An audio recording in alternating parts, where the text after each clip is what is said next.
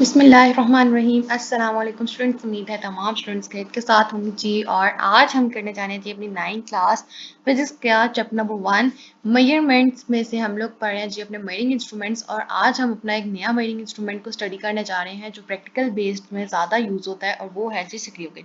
इससे पहले हमने लेक्चर में डिस्कस किया था जी मीटर रूल के बारे में, मेजरिंग टेप के बारे में और वर्नियर कैलिपर के बारे में। और आज इस लेक्चर में देखेंगे स्क्रू गेज के ऊपर आपने किस तरह से क्वेश्चंस आपसे पूछे जा सकते हैं। ज़्यादातर ये शॉर्ट और एमसीक्यूज पॉइंट ऑफ व्यू के लिए इंपॉर्टेंट है, क्योंकि प्रैक्टिकल पोर्शन के ऊपर ये बेस्ड होता है, तो इसके ऊपर लॉन्ग आंसर जो है वो बहुत रेयरली ही पूछे जाते हैं। ज़्यादातर आपके पास शॉर्ट आते हैं और एमसीक्यू से रिलेटेड जो है इस पोर्शन में एमसीक्यूज और शॉर्ट से रिलेटेड क्वेश्चन हमारे पास आते हैं।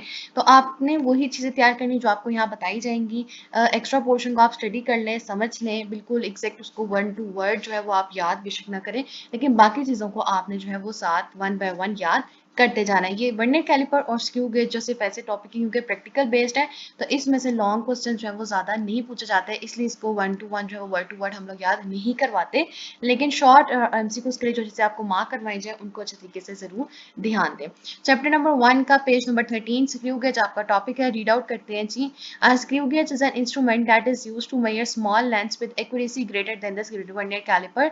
और इसकी एक्यूरेसी क्या है जी, वर्नियर कैलिपर से भी ज़्यादा एक्यूरेट है, यानी कि उससे भी ज़्यादा स्मॉल चीज़ों की वॉल्यूम, उसकी लेंथ वगैरह ये मेजर कर सकता है। इवन कि हमारा एक जो हेयर होता है, हमारे बाल होते हैं, उसका वॉल्यूम, उसकी लेंथ भी ये डिटरमिन कर सकता है। इतनी इसकी अच्छी एक्यूरेसी आती है। It is also called micrometer screw gauge. A simple screw gauge consists of a U-shaped metal frame with a metal stud at its one end. A hollow cylinder or a sleeve has a millimeter scale over it along a line called the index line parallel to the axis.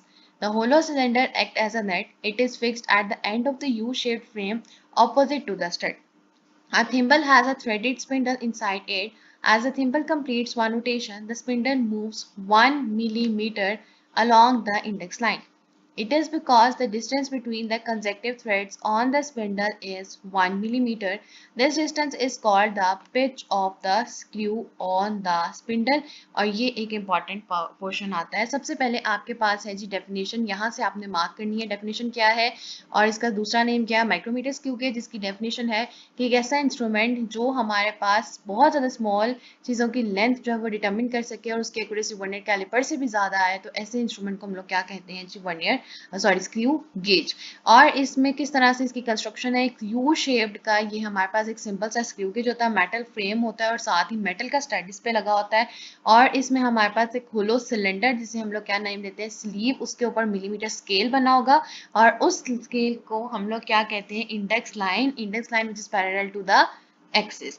इसके अलावा pitch of the screw gauge पे आपसे question आता है, तो आपने pitch of the screw gauge का question का आंसर यहाँ से लिखना स्टार्ट करना। आपने बताना है कि थिम्बल क्या था जी हमारे पास, थिम्बल हमारे पास ये चीज होती है, thimble has a threaded spindle inside it. उसके अंदर क्या है, हमारे पास स्पिंडल है इस तरह से। As the thimble completes one rotation, जैसे ही एक रोटेशन कंप्लीट होगी, स्पिंडल कितना मूव करेगा, 1 millimeter along the index line. It is because the distance between the consecutive threads on the spindle is 1 millimeter. This distance is called the pitch of the screw gauge. तो जो complete distance ये complete करेगा index line के long 1 millimetre का, तो उस portion को हम लोग क्या कहेंगे, pitch of the screw gauge. आगे पढ़ते हैं, क्या कहते हैं जी, the thimble has 100 divisions around its one end. ये एमसीक्यू मार्क करेंगे, थिम्बल की कितनी डिवीजन्स होती हैं, 100 divisions. It is the circular scale of the screw gauge. ये हमारे पास स्क्रू गेज का टाइप ऑफ सर्कुलर स्केल है, ठीक है। जो थिम्बल का पोर्शन है वो हमारे पास इसका क्या है, circular scale. As a thimble completes one rotation, 100 divisions pass the index line and the thimble moves 1 millimetre along the main scale. 100 divisions उसकी होती है, जैसे ही वो मूव करता है और अपना एक रोटेशन कंप्लीट करता है, तो इट मींस के थिम्बल ने 1 मिलीमीटर का डिस्टेंस कवर किया है। Thus each division of the circular scale crossing the index line moves the thimble through 1 or 100 mm और 0.001 mm on the main scale। ये इसका आपके पास लीस्ट काउंट है ऑफ द स्क्रू गेज आ जाता है, इसे मार्क कर लें। 0.001 mm is the least count of the screw gauge। Screw gauge का फॉर्मूला नीचे दिया गया लीस्ट काउंट के लिए, तो वो आपके पास क्या है, pitch of the screw gauge over number of divisions on the circular scale। तो ये क्या होगा, हमारे पास पिच होती है 1 mm की और सर्कुलर स्केल पे डिवीजन कितनी होती है 100। तो जब हम डिवाइड करेंगे हमारा आंसर mm में आएगा 0.001 mm और सेंटीमीटर्स में 0.001 सेंटीमीटर्स हमारे पास इसका लीस्ट काउंट आ जाता है और ये एक बहुत इंपॉर्टेंट एमसीक्यू है। नीचे उसने आपको एक्सप्लेन किया जी थोड़ी सी वर्किंग में हमारे पास सबसे पहला स्टेप होता है जीरो एरर फाइंड करना। इसका जीरो एरर के ऊपर इस तरह से समझ लेते हैं पहले और फिर रीड आउट कर लेंगे। हमारे पास जो है सर्कुलर स्केल है और नीचे हमारे पास ऊपर लेबलिंग में उसको फिगर में आपको जो है वो एक मेन स्केल दिखाया है इंडेक्स लाइन के साथ। तो अब क्या कह रहे हैं कि अगर आपकी स्क्रीन पर मैंने थोड़ी सी पिक्चर को जूम आउट भी कर दिया, अगर तो ये इंडेक्स लाइन सर्कुलर स्केल के जीरो लाइन के साथ बिल्कुल कोइंसाइड कर जाती है, इक्वल आ जाती है, तो इसका मतलब है कि इंस्ट्रूमेंट में जीरो एरर नहीं है, कोई करेक्शन लगाने की जरूरत नहीं है, बिल्कुल ठीक। लेकिन अगर हमारे पास जो जीरो है ऑफ द सर्कुलर स्केल, अगर सर्कुलर स्केल का जीरो कहीं नीचे रह जाता है उसको बंद करने के बाद मेन लाइन के साथ आने की बजाय, तो अब आपका जीरो एरर क्या होगा, पॉजिटिव होगा। यानी कि आपका सर्कुलर स्केल का जो जीरो है वो मेन स्केल के जीरो के साथ आया ही नहीं, उस तक पहुंचा ही नहीं, तब आपके पास क्या होगा, जीरो एरर पॉजिटिव होगा। अब आपके पास जीरो एरर पॉजिटिव हो गया। अब आपने देखना है कि उसकी कौन सी डिवीजन इसके साथ इक्वल आ रही है। तो अगर हम देखें यहाँ पे हमारे पास 15 और है, तो इट मीन ये 16 17 18 18th डिवीजन ने उसके साथ कंसाइड किया जीरो की बजाय, तो उसका एरर इट मीन्स हमारे पास क्या होगा, 0.18 mm according to the least count. ठीक हो गया। 18th डिवीजन ने उसके साथ जो है वो जो है स्ट्राइक किया है, तो उसका जीरो एरर क्या हो जाएगा, पॉजिटिव 0.18 mm। फिर अगर आ जाता है कि जीरो जो है वो ऊपर चला गया है, यानी इंडेक्स लाइन से ऊपर चला गया, पहले तो वो कहीं नीचे था अब वो ऊपर चला गया, तब हमारे पास जीरो एरर क्या होगा, नेगेटिव होगा, अगर उसका जीरो जो है वो मेन स्केल से अबव हो गया। अब वो क्या कह रहा है, here zero error is has the 5 divisions of the circular scale has crossed the index line। अब आपने देखनी है कि कितनी डिवीजन्स ऊपर क्रॉस करके गई है। ठीक है, अब अगर हम देखें तो कितनी क्रॉस करके गई है, 1 2 3 4 5 डिवीजन जो है जीरो के ऊपर क्रॉस की हैं। तो आपका जीरो एरर किस तरह से आएगा, -0.05 mm आपके पास क्या होगा, उसका नेगेटिव जीरो एरर हो जाएगा स्क्रू गेज का। तो ये चीज आपने समझनी है, आपको समझ आ जाएगी तो आप अपने अल्फाज में भी लिख सकते हैं, बिल्कुल आप एग्जैक्ट अगर नहीं याद कर सकते तो आप उसको अपने अल्फाज में बिल्कुल एक्यूरेट एक्सप्लेन करेंगे। इसको पढ़ते हैं जी। Working of a screw gauge, the first step is to find out the zero error of the screw gauge. Zero error क्या है? To find the zero error, cross the gap between the spindle and the stud of the screw gauge by rotating the ratchet in the clockwise direction. हमने क्या करना होता है, यहाँ से ratchet को जो है वो मूव करना होता है। जब मूव करते जाते हैं तो ये स्पिंडल मूव होते होते आगे जाके स्टड के साथ अटैच हो जाता है और बंद हो जाता है। If zero of the circular scale coincides with the index line, then the zero error will be zero। तो ये आपने मार्क भी कर ली। अब पॉजिटिव जीरो एरर क्या होगा, zero error will be positive if zero of the circular scale is behind the index line। In this case, multiply the number of divisions of the circular scale that has not crossed the index line with the least count of the screw gauge to find the zero error। Zero error will be negative if zero of the circular scale has crossed the index line।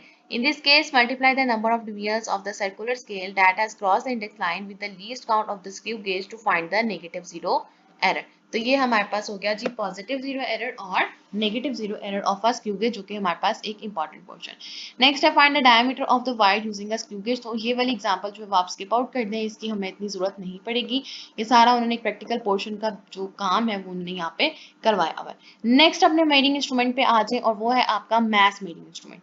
Math measuring instruments में आपके पास कौन कौन से instruments आते हैं वो हम पढ़ेंगे, और इसमें हमारे पास जो है वो ऑलमोस्ट आएंगे जी फिजिकल बैलेंस। फिजिकल बैलेंस के बाद आ जाएगा हमारे पास लेवल बैलेंस। तो मैथ मेजरिंग इंस्ट्रूमेंट का आज के लेक्चर में हम लेंगे जी अपना एक लिटिल सा इंट्रोडक्शन। क्या कहते हैं जी, मैथ्स का समेर होगा, ports were used to make grain in various parts of the world in ancient times. Ports को यूज किया जाता था। However balances were also used by the Greeks and the Romans। Beam balances such as in the figure 1.13 are still in the use at many places। In a beam balance, the unknown mass is placed in one pan. It is balanced by putting the known masses in the other pan। तो जिस तरह से हमारे पास सब्जी और फल फरोशों के पास इस तरह से तराजू टाइप चीज़ होती है जिसे हम क्या कहते हैं बीम बैलेंस, उसके बारे में जिक्र किया जा रहा है। इससे हम लोग क्या मेयर करेंगे, हम लोग मैथ मेयर करेंगे। एक में हम लोग जो है वो अक्सर हमने देखा है सब्जी और फल वाले जो होते हैं वो यहाँ पे सब्जी रख देते हैं और यहाँ पे उनके पास जो वेट्स होते हैं, जो उनका वजन उनको पता होता है, उसके ऊपर लिखा होता है 5 केजीज 10 केजीज 15 केजीज और आपस में मिला के वो इक्वल कर लेते हैं। तो वो यहाँ पे रखते हैं और जब इक्वल आ जाता है तो इट मीन्स हमें पता चल जाता है कि यहाँ पे जो चीज सामान पड़ा है वो वेदर 5 केजी है, 2 केजी है, 1 केजी है, या किस तरह से भी है। तो वो चीज क्या है हमारे पास, बीम बैलेंस, जिसे हम लोग अननाउन मैथ को एक साइड पे प्लेस करते हैं और दूसरी साइड पे अननाउन मैथ को प्लेस करते हैं, और जब इक्वल हो जाते हैं तो हमें पता चल जाता है कि इतना मैथ जो है वो इसके अंदर पड़ा हुआ है। Today, people use many types of mechanical and electronic balances. You might have seen electronic balances in the street and the grocery shops. They are more precise than the beam balances and are easy to handle. तो अब जब आपने देखा बहुत छोटी छोटी सी wait machines आ गई हैं मेजर करने के लिए, हमारे ग्रोसरी स्टोर्स में पड़ी होती हैं और बहुत आसानी से जो है वो वेट मेयर करके जो है वो हमें सामान जो है वो मिल जाता है। तो पहले जो है और अभी भी काफ़ी अक्सर जगहों पे देखा जाए तो बीम बैलेंसेस को यूज़ किया जा रहा होता है। आम अल्फाज में से हम कहते हैं तराजू, ये अभी भी यूज़ हो रहा होता है और ज़्यादातर ये जो है ये फल और सब्जी वालों ने जो है वो ये ज़्यादातर रखा होता है। तो ये था जी आज का लेक्चर। स्क्रू गेज को पढ़ लिया और मैथ्स मेजरिंग इंस्ट्रूमेंट में हमने देख लिया बीम बैलेंस को, और मुझे उम्मीद है कि आज का जो लेक्चर है वो आपको समझ आया होगा। इन केस कोई क्वेश्चन है, कुछ पूछना चाहते हैं तो आप नीचे कमेंट कर दें। और लास्ट में जाते हुए जो मेरी आप सबसे सिर्फ एक रिक्वेस्ट होती है कि अगर अभी तक आपने चैनल सब्सक्राइब नहीं किया तो काइंडली प्लीज चैनल को सब्सक्राइब कर दें। वीडियो पसंद आए तो वीडियो को जरूर लाइक कीजिए और ज़्यादा से ज़्यादा शेयर कीजिए। Thank you.